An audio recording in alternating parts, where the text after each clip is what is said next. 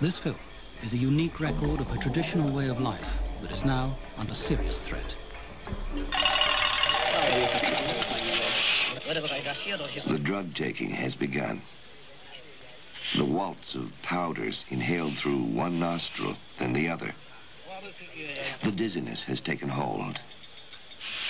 Sounds become disengaged, and time ceases to exist. The Yanomamis are among the only people in the Venezuelan jungle for whom the use of hallucinogens is traditional. Those who take them lose all awareness of their bodies as they move into contact with the spirits of the forest. But of all the Yanomamis who use these substances, only the shamans, intermediaries between the community and the world of the spirits, have the extraordinary power to change the general laws of the universe. They share their incredible knowledge with the group each time they meet under the influence of their drugs. At one time, the moon spirit was a Hekura who occupied the body of a great shaman. When the shaman died, the moon spirit was released from his chest to wander freely through space. According to custom, the shaman's body was burned beneath an awning. And that night, Moon came down and began to eat the bones. The son of the dead medicine man thought he recognized his father, since Moon bore him a vague resemblance. Moon continued eating without paying him any attention. The child moved closer, and when he was near, Moon stood up, and traveling the height of the Chabono beams, he slowly rose towards the heavens. The Yanomamis then realized Moon's contempt, and they were so angered that they unleashed a flurry of arrows which whistled from every direction without ever touching him. Moon would simply disappear behind the clouds while the arrows flew and fell before ever reaching him. Said one Yanomani, "Brother, don't you tell me that you are a great marksman." The man stood. His arrow was long, slim, and sharp.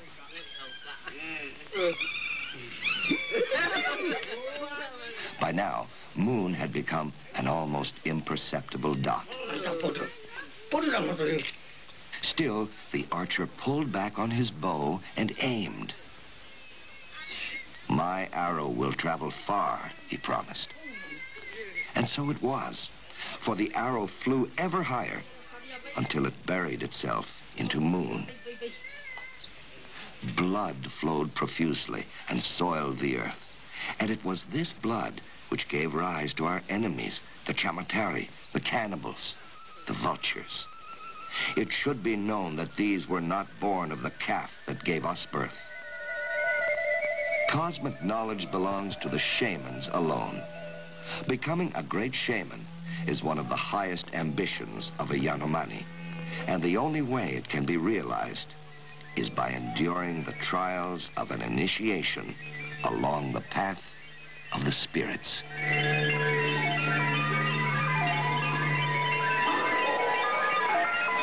In the beginning, there were but two men.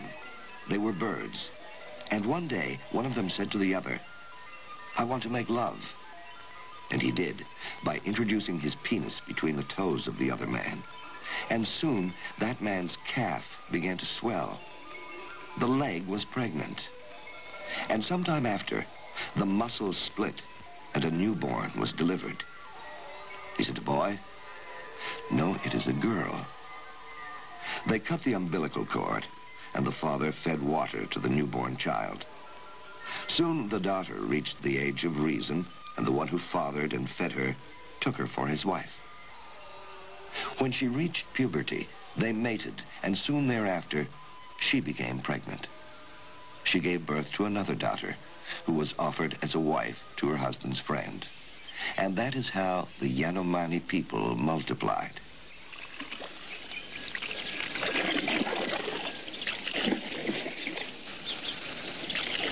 Although there are only about 20,000 Yanomanis, They are one of the few traditional peoples of the Amazon to have escaped the influence of the outside world. Throughout the centuries, they have managed to live in perfect harmony with nature.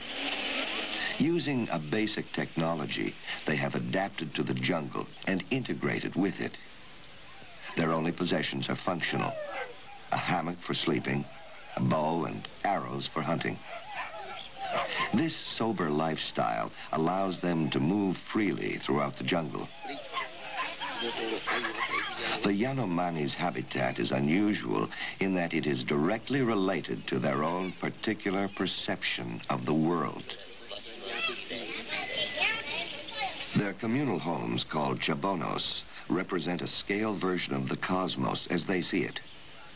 The central part recalls the celestial dome, while the lower part of the awning roof is a replica of the lowest part of the sky, where it meets the earth. The support beams for the roof provide the shamans with access to the higher world. Each chabono houses a group of about 100 blood relatives. From these come those exceptional individuals with supernatural powers, the shamans. These are men of considerable knowledge. They are healers and witch doctors. The Hekuras, the spirits of the animals and jungle plants, live within their bodies and provide them with their great power.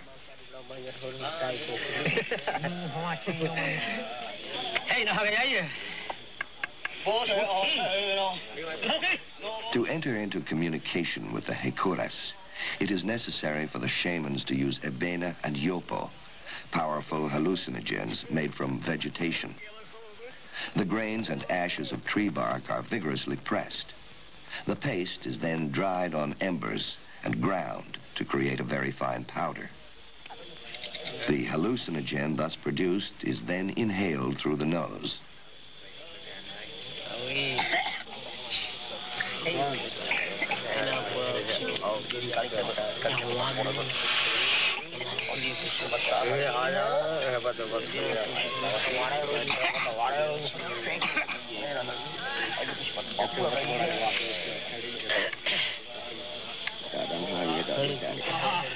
The Yanomani's universe is inhabited by evil spirits, which cause illness and bring death by stealing the souls of the living.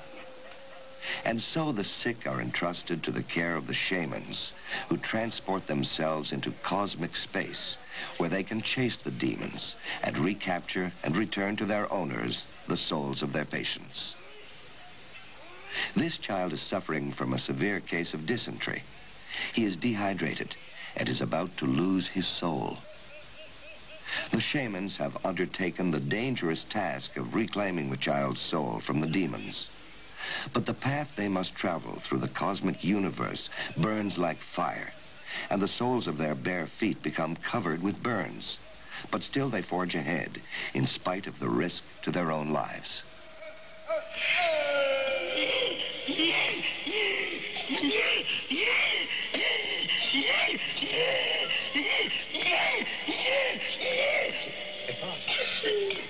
Exhausted, the shaman finally recaptures the soul of the child, which has materialized here as a feather ornament attached to a bow. Terribly burned by the fire of the demons, he stumbles, and his face twisted with pain, he cries out.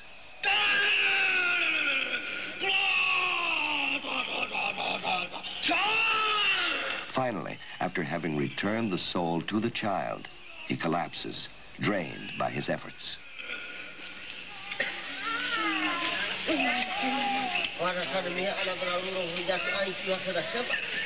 He is carried into the shade, where he is fanned by palm leaves.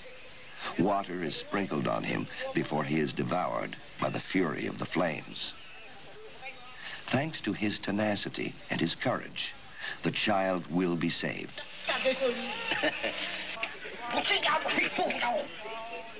The reputation of great shamans travels far beyond the limits of their group. To be initiated by one of these men is a great honor. Today begins the initiation of Raroe, who appears at the center of the screen. At 25, he has been a regular participant at these gatherings. and as the son of one of the most highly respected shamans, he is privileged.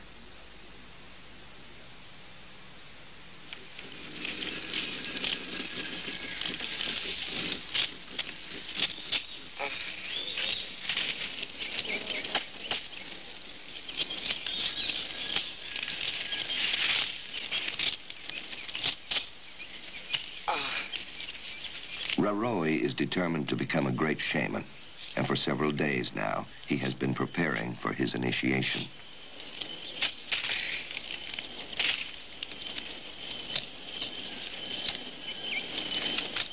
Raroi moves quickly through the forest, traveling in all directions in search of the tree bark needed to make the hallucinogen. For him, the test of solitude has already begun.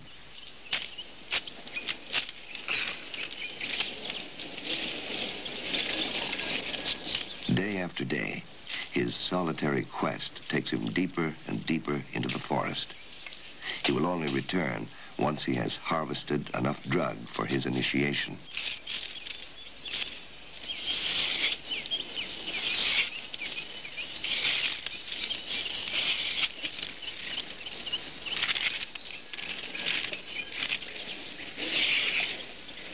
The candidate scratches the bark with a sliver of bamboo, obtaining fine pieces of vegetation, which he spreads out to dry on a small tray.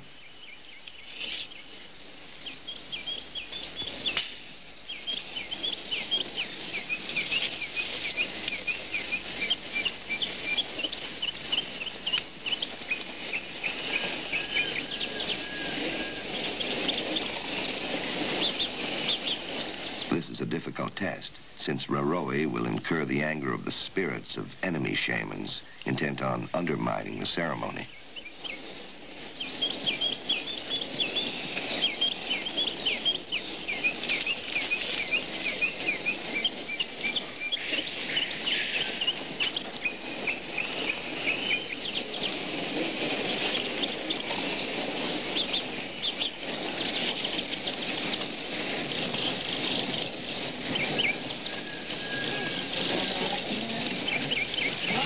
Back at the Shabono, Raroi completes the preparation of his powder.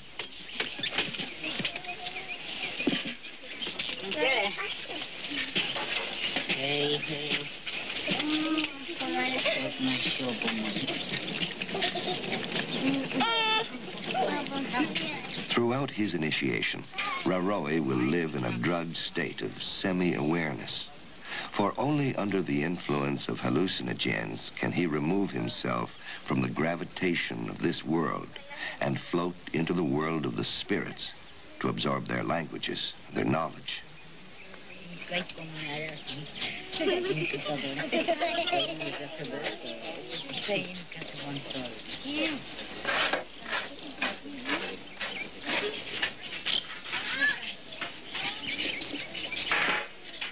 Though several men will attend the initiation, only 3 will serve as masters, and of these, only the most powerful, in this case Raroi's father, will direct him and assume responsibility for guiding him to the end while protecting him from the evil spirits.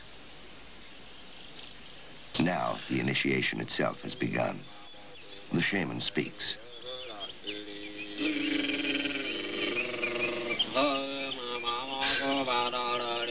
When the young man comes to me and asks, "Initiate me," I will don the finery of the Hekuras, who purify my body, and I will say to him, "You will feel weak, as if you were ill. Repeat everything I say." And so starts a lengthy dialogue, which will continue for 7 days, during which the novice will repeat the incantations of his masters. He will repeat them until he knows them by heart. "Oh, my son, look at this eye reflecting the brightness of the night. We will dance for you."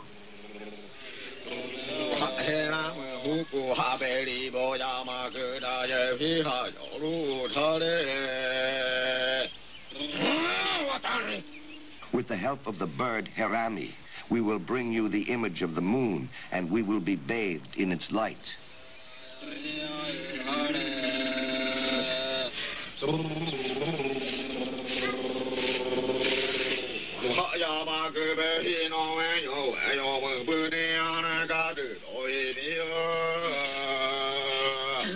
Look into the distance, my son, and see the cliff where the Hekuras live.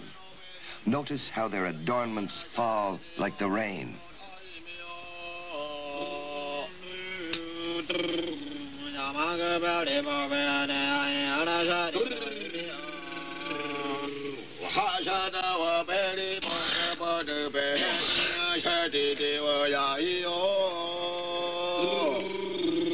We have brought you the moon on our heads.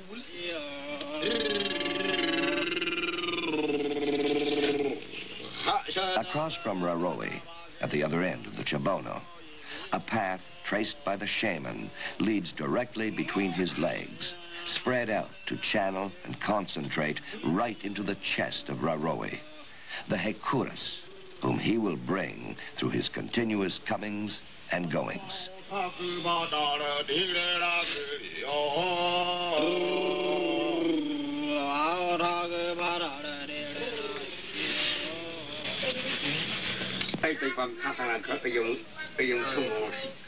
And while the initiation rituals continue, life in the village goes on as usual.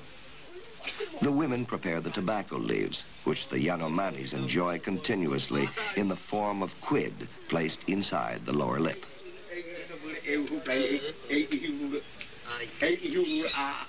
They also weave baskets, spin the cotton grown in their gardens, fetch water, and gather firewood for heating.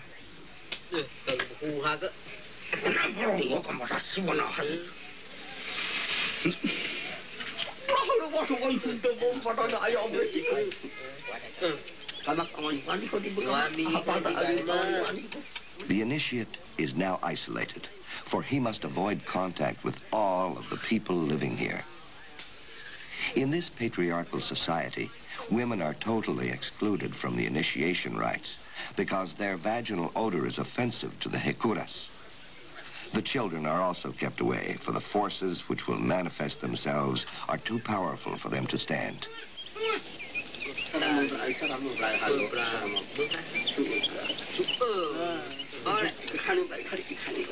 Dogs and all other animals are chased away because they are impure and their excrement could soil the earth.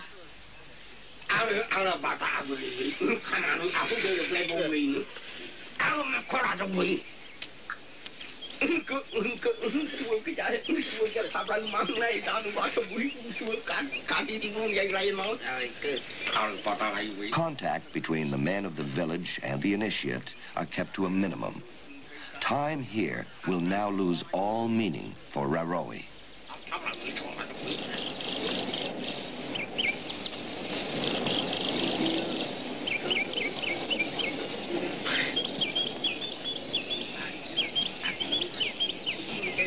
Raroe sits in this position all day long.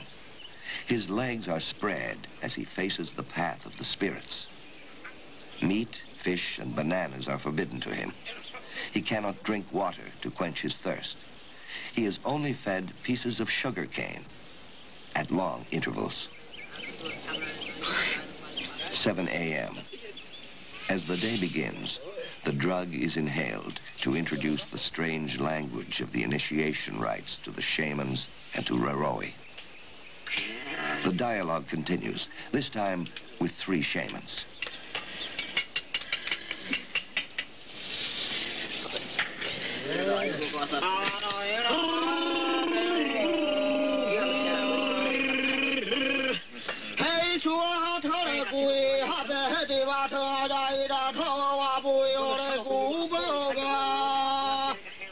Do not believe that this woman is for you.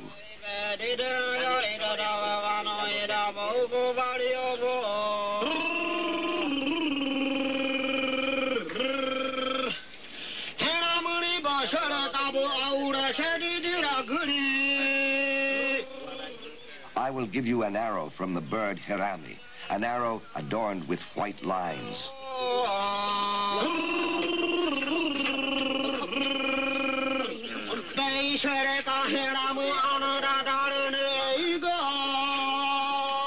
Learn the songs which speak of the arrows of the bird Hirami and which I will send into your heart.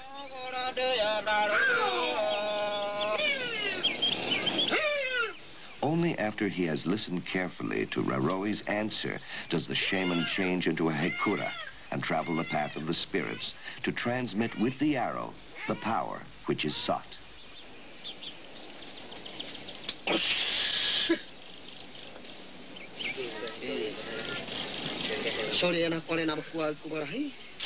Brother, this is how the Hekuras come to me. This is how they will go to you.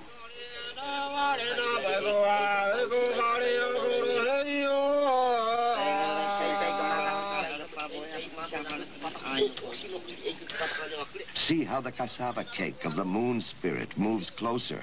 Look, brother. Watch it come nearer.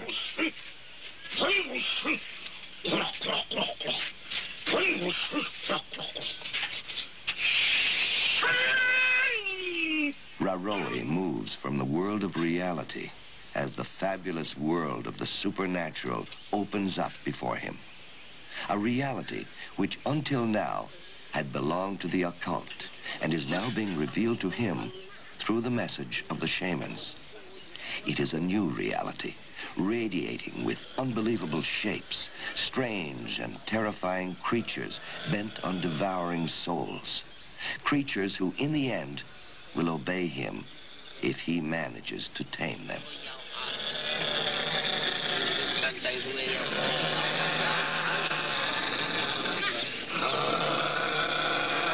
The terrifying demon Yauriwe comes towards him.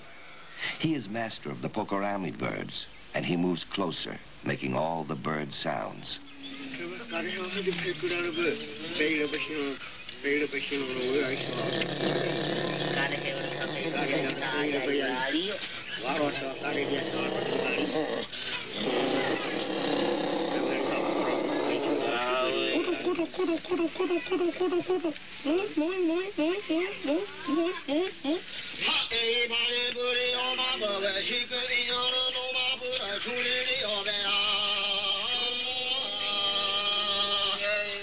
Parasites move between the pubic hairs of the toucan woman.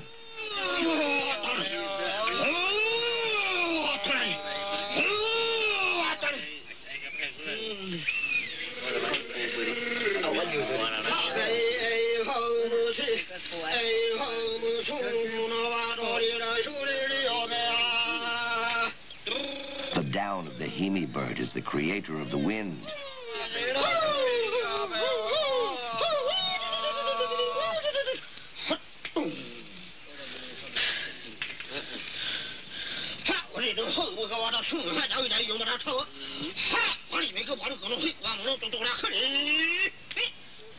Feel it. Here it comes.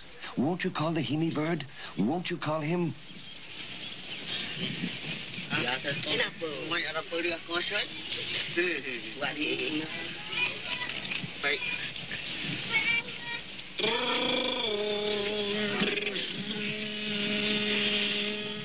Now you will see how the drawings of the jaguar come to life on our bodies. Brother, see how the paintings of the jaguars move towards you.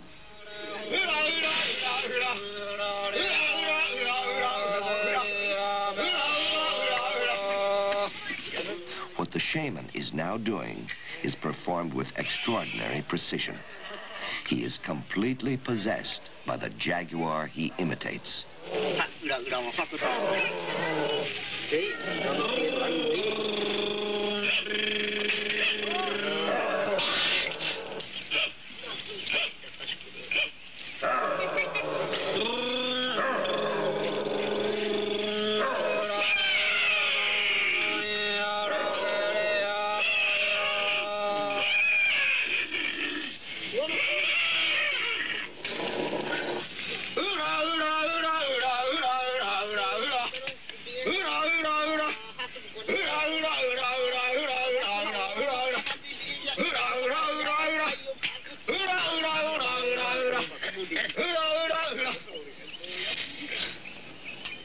The shaman now personifies the spirit of the skin of the risen dead. When a Yanomami dies, He is burned along with all his earthly possessions so that his memory might be erased.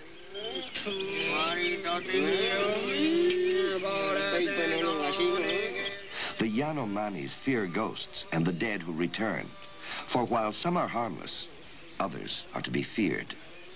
They move furtively behind the living, and after placing a knee on their lower back, they snap their spine. Like all the spirits which the shamans have helped Raroi to absorb, the skin of the ghost is part of the Hekuras belonging to the house of the spirits, and he must let it also penetrate him. It is here, within the chest of the initiate, that all the spirits, the Hekuras, must be concentrated to grow within him. Only then will Raroi become a great shaman.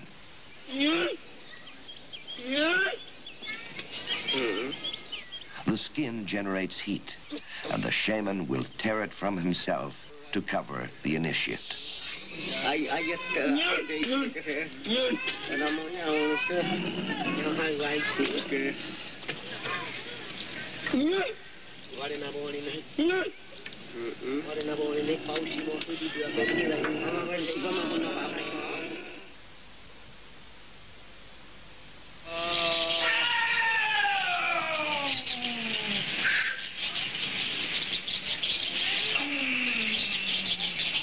As the initiation continues, the shamans will call forth increasingly powerful spirits, which Raroi must face bravely. It is the 5th day. From the feathers of the sparrowhawk, a bird which feeds on snakes, the master of ceremonies has prepared a hat to protect the initiate from reptiles.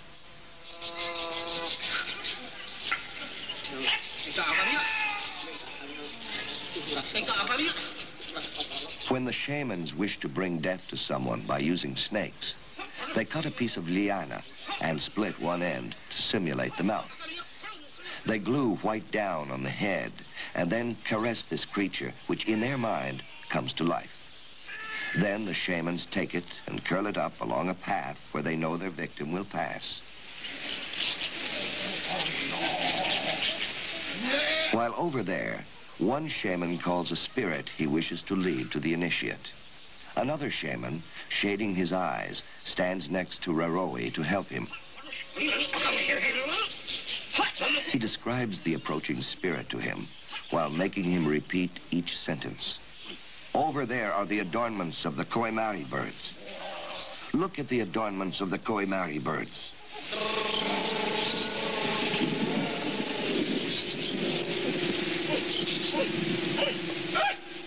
The tongue of the Koimari adornments is dry. The eyes move from side to side in their sockets.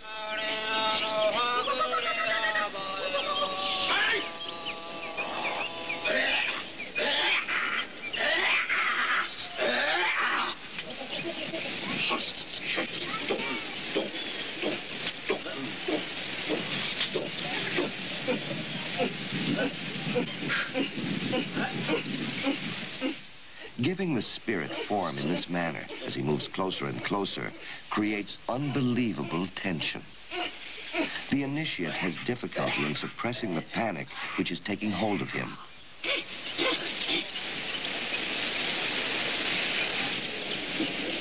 He has reached the limits of endurance, exhausted almost to the point of collapse, in spite of the strength and determination of the shaman who is placing the Koimari adornment on his head.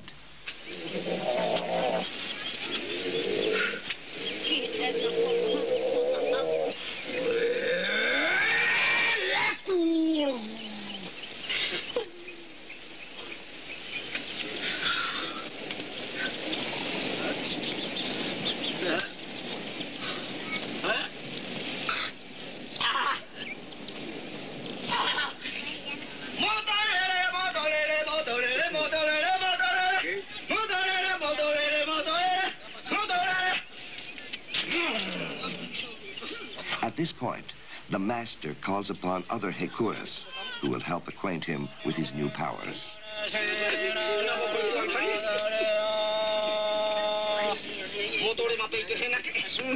Look, my son, this is the leaf of the whirlwind spirit, Motorere. Then the shaman goes on, performing as the coati, this strange animal of the Amazon jungle, who comes towards him with his characteristic growls.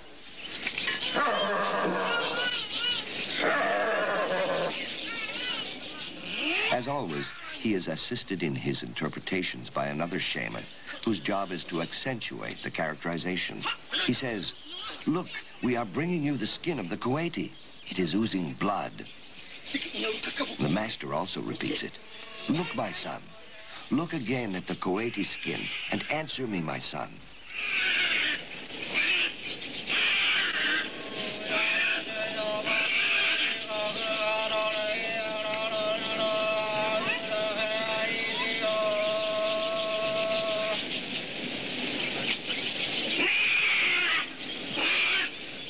The weather has suddenly changed. The Yanomamis are wary of the wind, for it indicates that the Hekuras are moving from one place to another. In a few seconds, we will witness a massive attack by the spirits. The gust of wind, which will beat down upon the initiate, will trigger the shamans into action, for they must drive back this evil assault at any cost.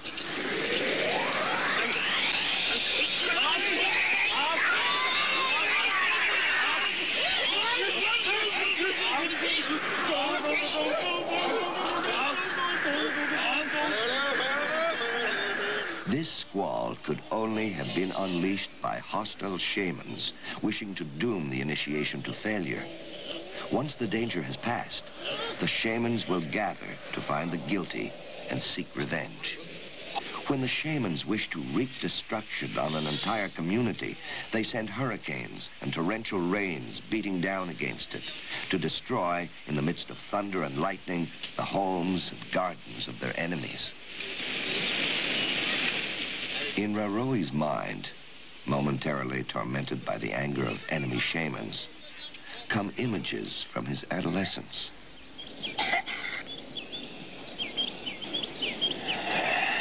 He would join his voice to the cries of the great and powerful in the community, and together with those who wore the down of the harp eagle, he would conjure up the evil spirits sent to destroy them.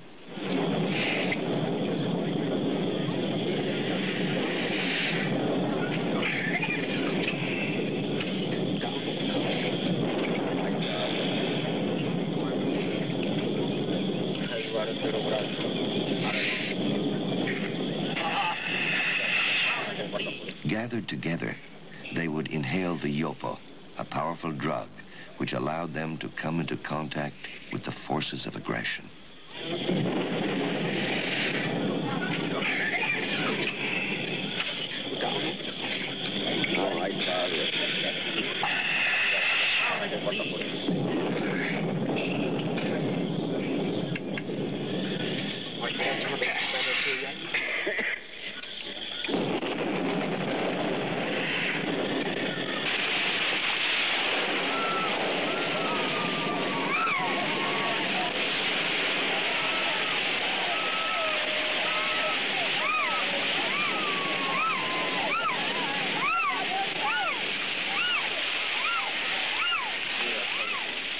The Yanomamis have, of necessity, allied themselves to nature, an alliance which has led them to formulate their own views of the laws which rule the universe.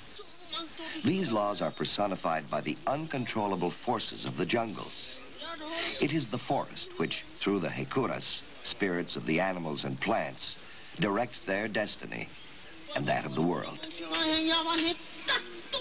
The sixth day of the initiation has dawned.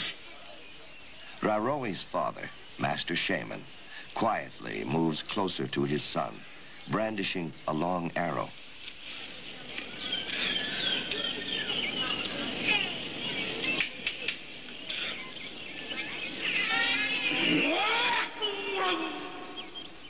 We need help to get an arrow from the Hekuras to give to our brother. Go, get an arrow and cut it in two. Two other shamans intervene together for the first time.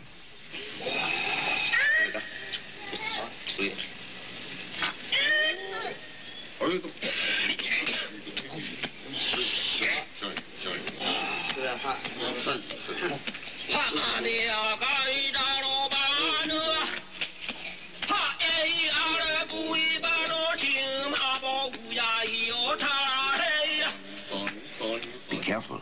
Take this arrow quickly, for the enemy shamans wish to take it from us. Hurry, brother. The Hekuras do not want to give us this arrow.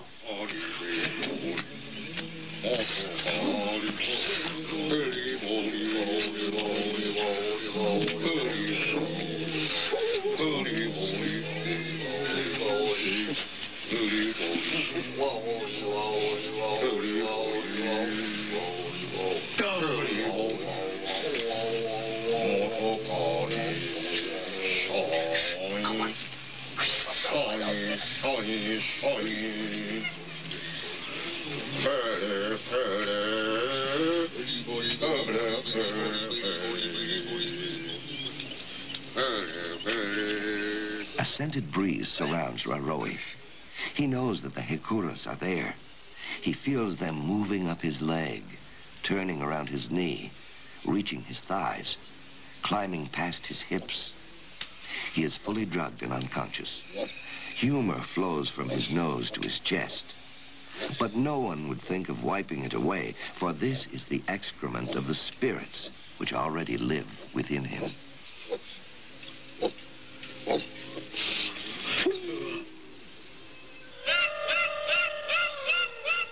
He hears dull noises, the flurry of arrows, the chatter of arrogant parrots on a branch above his head. He feels himself being carried into a savanna with tall grasses. Macaw trails fan out and sway in the wind. Everything dissipates.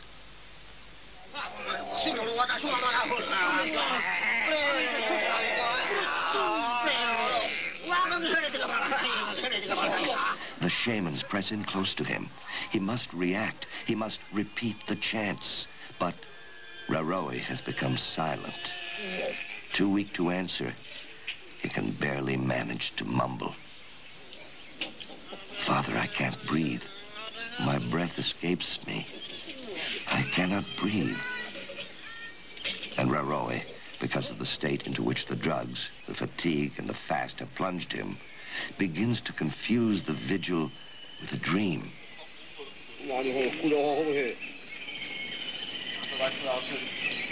The adornments of the Hekuras, whose down was applied to his head during the festivities. The shiver of the Hekuras and the movement of the palms. The presence of the spirits during the visit by a neighboring group.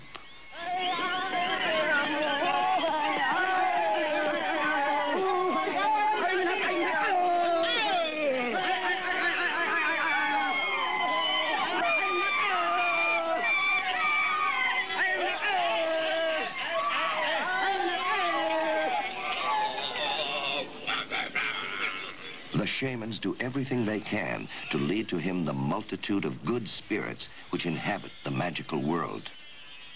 Answer, my son. Repeat the chants. Will you disappoint the Tucan woman who wishes to come near you? She is there, dancing towards you. Answer.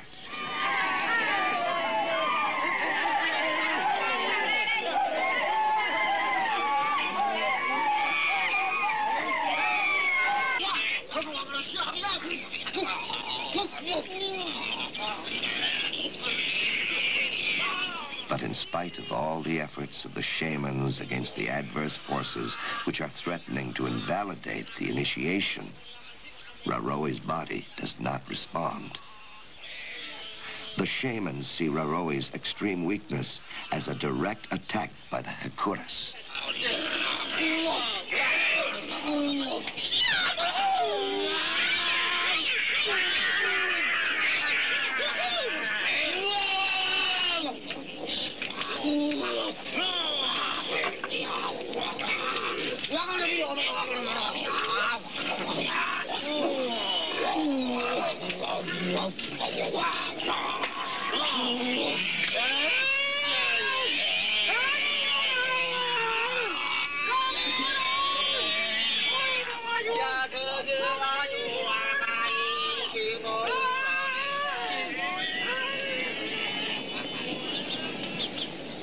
The the seventh day. The ceremony enters its final phase.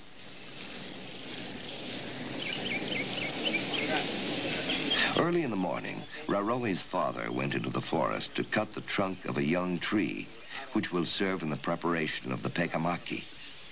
This small mast, which the shamans are painting, symbolizes the cliff, symbol of eternity, where the Hekuras, eternal spirits, dwell. For it is in the cliff that the free spirits of the forest live.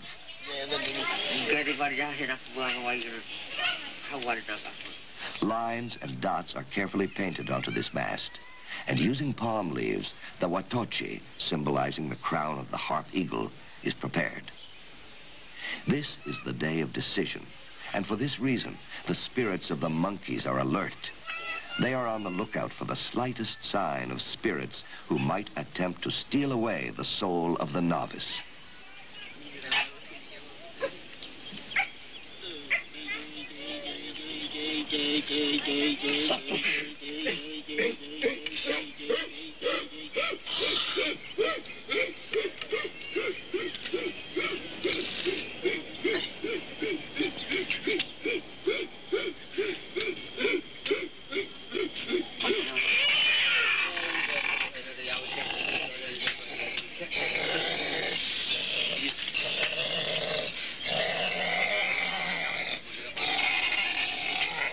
But careful, the jaguar prowls and roars as he seeks to bite the shamans to disrupt the initiation.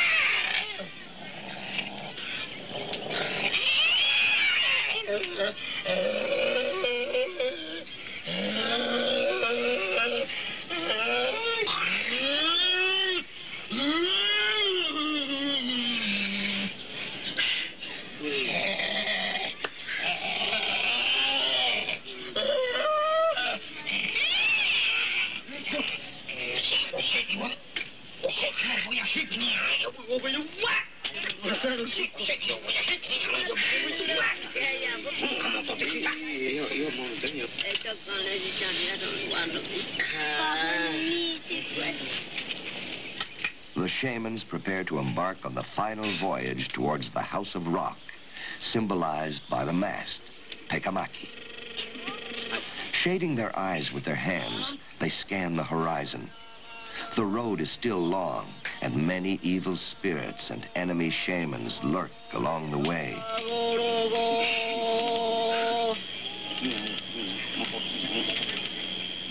It is especially important to watch for the souls of dead shamans.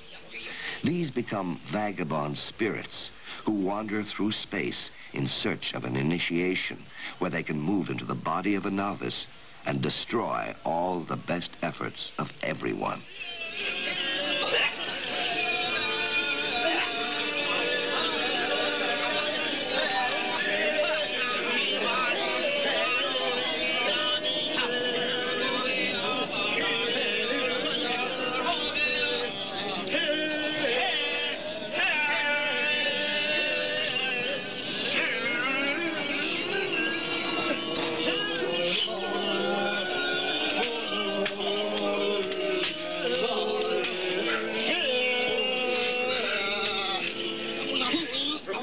Brother, remain seated in the correct position. Like this. We are going to find the house. After the group incantations, they take the path of the spirits towards the pekamaki. They move forward in grotesque fashion, grimacing, twisting their bodies, taking on a sinister appearance in order to frighten enemies who lie in ambush along the way.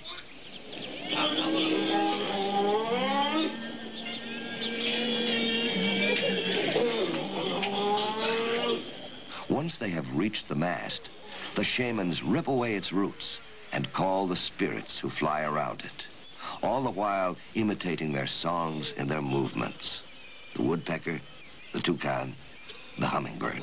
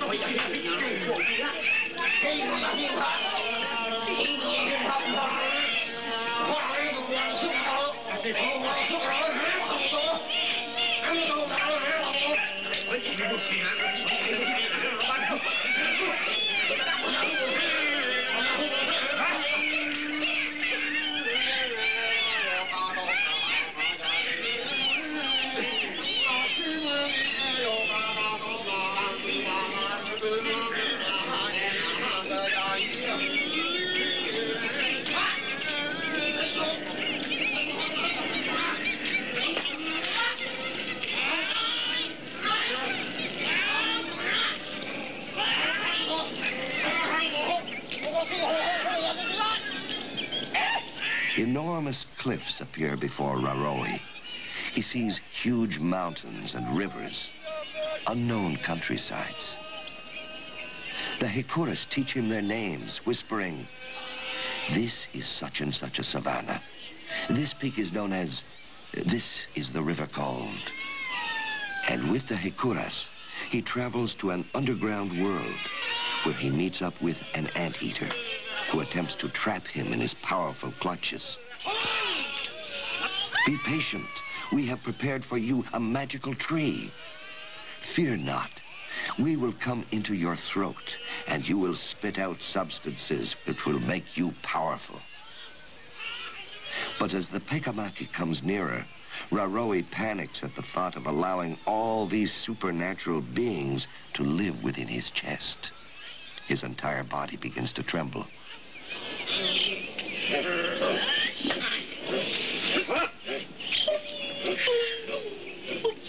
Seated close behind him, a young man holds him in the proper position. Between his feet, a hole is quickly dug for the mast. "You must especially not look down, my son, for you will become dizzy. And when one is dizzy, one gives up and falls. What is done is done." Finally, the house of the Hekuras has been erected as it should. And it is thanks to the spirit Himarokoriwe that we were able to tear it out and bring it to you. "Oh, how my back aches," says one of the shamans. The house of stone is so heavy that the shamans who carry it now suffer backaches and compressed vertebrae. It is necessary to stretch their backs to put everything back in place.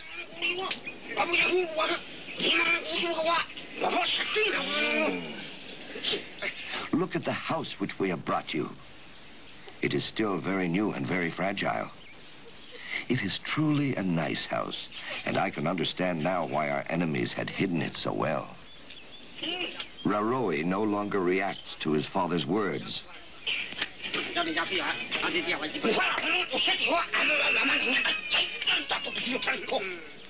"So what are you waiting for?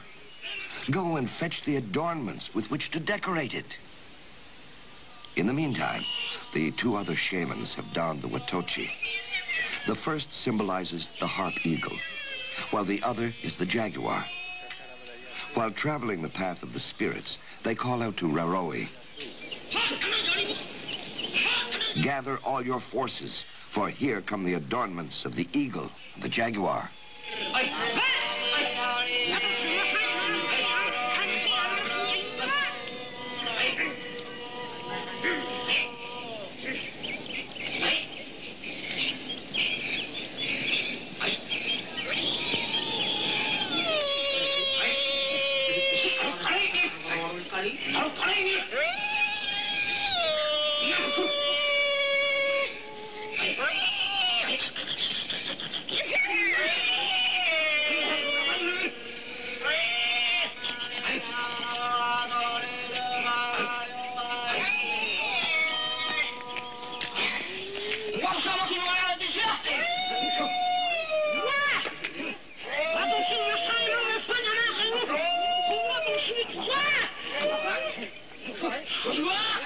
Both of them come nearer to crown Raroe with their adornments. An extraordinary end to the initiation rite.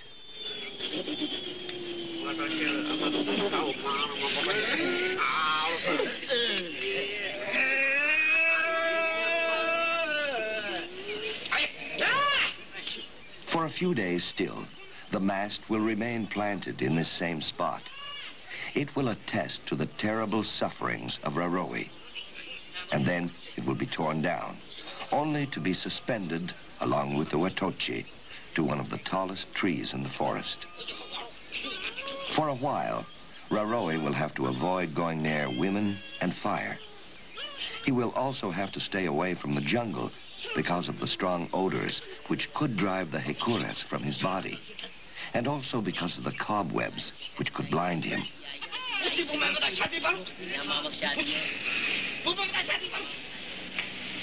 Raroe is back. The Hekuras can no longer really be seen, but the wind that they generate as they move from place to place is still visible. The road is bright. He feels light, as if he could float on the leaves. He can make himself invisible, see what goes on in other regions, follow evil spirits through the flames without burning himself, go near the mountain of the gods, die and come back to life as often as he wishes. When he awakes, he can sense that he has become a shaman with a body which he barely recognizes, but which is now beyond the destructive forces of time. He mumbles a chant which the old shamans used to communicate with the spirits, and still unsteady, he hears the answer of the Hekuras, who henceforth live within him.